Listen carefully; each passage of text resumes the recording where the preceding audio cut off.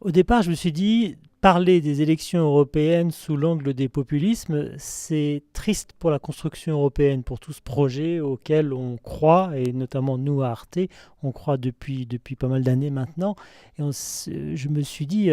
mince, c'est quand même dommage, on aurait pu parler d'autres projets européens plus porteurs, comme le programme Erasmus, qui forme des générations d'Européens et qui vivent ça pleinement. Et puis là, les populismes, je me suis dit, ouh là, ça va faire mal. Et finalement, peut-être que d'avoir le courage de se poser des questions qui nous font mal, qui nous remettent en cause, nous aussi, journalistes, en tant que,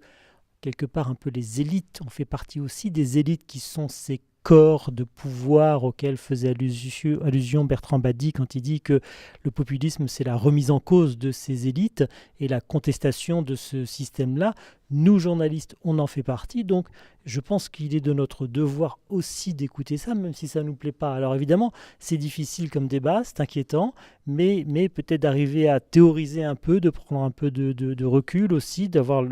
l'aspect aussi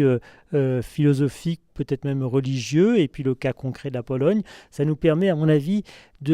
à partir de ces trois personnalités très différentes, d'avoir une vision qui nous permet sans doute beaucoup mieux de comprendre d'autres phénomènes de populisme au sein de l'Union européenne, mais aussi au-delà, parce que ça concerne évidemment les États-Unis de Donald Trump, ça concerne aussi la Russie de Vladimir Poutine, ça concerne le Brésil aujourd'hui et d'autres pays. Voilà, donc tout ceci nous permet quand même de décrypter, de comprendre l'actualité, et de ce point de vue-là, je trouve que ce type de débat fait peut-être un peu avancer les choses.